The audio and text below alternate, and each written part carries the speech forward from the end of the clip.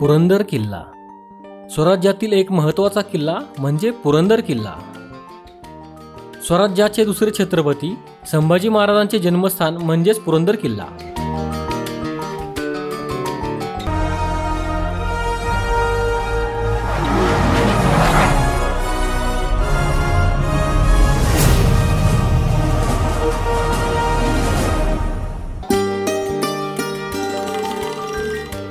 पुरंदर हा किल्ला पुणे शहरापासून 41 किलोमीटर अंतरावर, तसेच हा किल्ला सासवड ह्या तालुक्याच्या ठिकाणापासून 15 किलोमीटर अंतरावर आहे।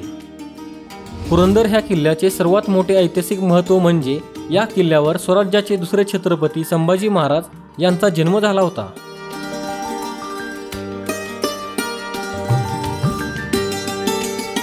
सह्याद्रीच्या दक्षिणोत्तर पसरलेल्या मूळ रांगेतून काही फाटे पूर्व दिशेला फुटले आहेत।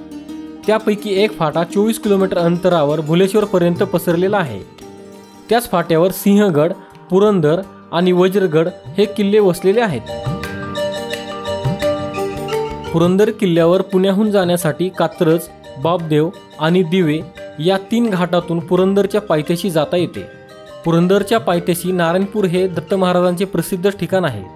या ठिकाणापासूनच किल्ल्यावर जाता येते। किल्ल्याच्या चौफेर बाजूला माच्या आहेत।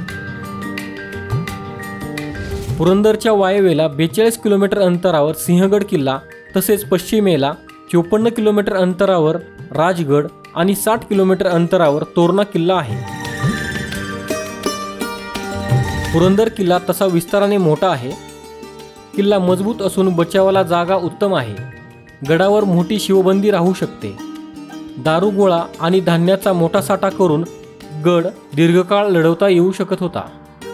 एक बाजू सोडली तर गडाच्या इतर सर्व बाजू दुर्गम आहेत। गडावरून समोरच्या प्रदेशावर बारीक नजर ठेवता येते। हा किल्ला सन 1489च्या सुमारास निजामशाहीचा सरदार मलिक अहमद याने जिंकून घेतला। पुढे शके 1550 मध्ये तो किल्ला आदिलशाहीत आला। इसवी सन 1649 मध्ये आदिलशाहीने शहाजीराजांना कैदेत टाकले। त्याच वेळी शिवाजी महाराजांनी अनेक आदिलशाहीचे किल्ले आपल्या ताब्यात घेतले। म्हणून शिवरायांचा बंदोबस्त करण्यासाठी आदिलशहाने फतेखानास पाठवले। परिस्थिती फारच बिकट होती। एकीकडे आपले वडील कैदेत होते, तर दुसरीकडे फतेखानाच्या स्वारीमुळे स्वराज्याला धोका निर्माण झाला होता। महाराजांनी यावेळी लढाईसाठी पुरंदर किल्ल्याची जागा निवडली। मात्र यावेळी गड मराठ्यांच्या ताब्यात नव्हता। महाजी निळकंठराव यांच्या ताब्यात हा किल्ला होता।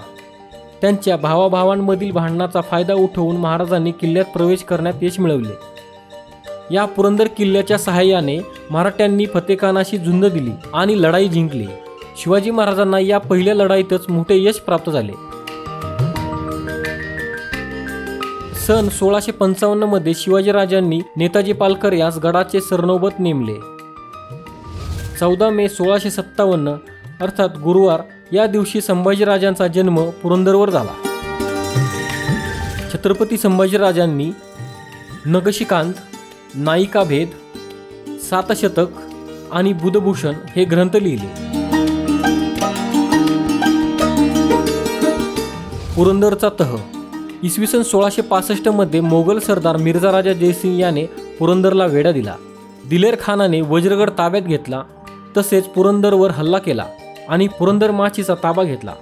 माचीवर खानाचे आणि मोरारबाजींचे घनघोर युद्ध झाले।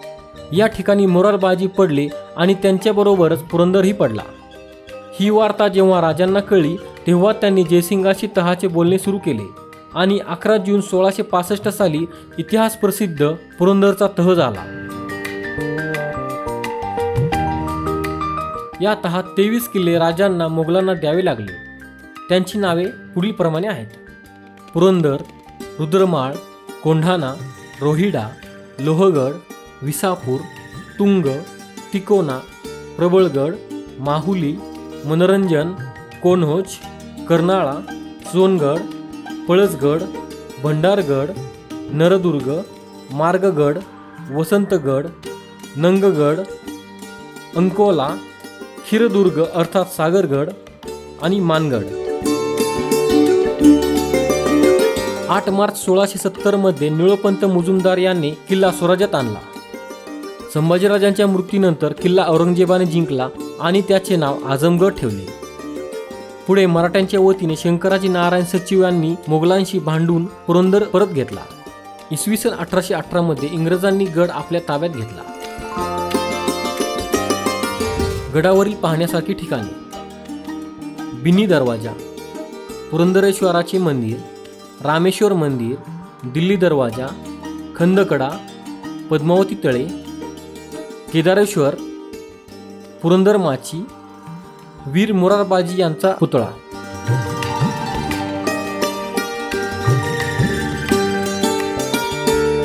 गडावर जाण्याच्या वाटा: सासवडहून नारायणपूर मार्गे गडावर जाता येते. पुणे सातारा हायवेवरून कापूरहोळ या गावापासून 20 किलोमीटर अंतरावर पुरंदर किल्ला आहे. हा किल्ला भारतीय सैन्याच्या ताब्यात असल्यामुळे या किल्ल्यावर तुम्हाला जायचे असेल तर एखादे ओळखपत्र घेऊन जावे लागते. तर मित्रांनो, तुम्हाला पुरंदर किल्ल्याची माहिती कशी वाटली? ही माहिती जर तुम्हाला आवडली असेल तर तुम्ही कमेंट्समध्ये नक्की सांगा. आणि इतर कोणत्या किल्ल्याची माहिती तुम्हाला पाहिजे असेल ते पण लिहा.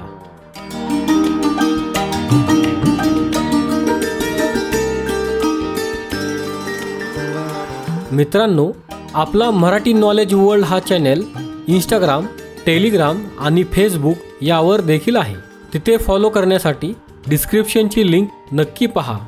हा व्हिडिओ जर तुम्हाला आवडला असेल तर हा व्हिडिओ लाईक करा, व्हिडिओ शेअर करा आणि आपल्या चॅनलला सबस्क्राईब नक्की करा. धन्यवाद.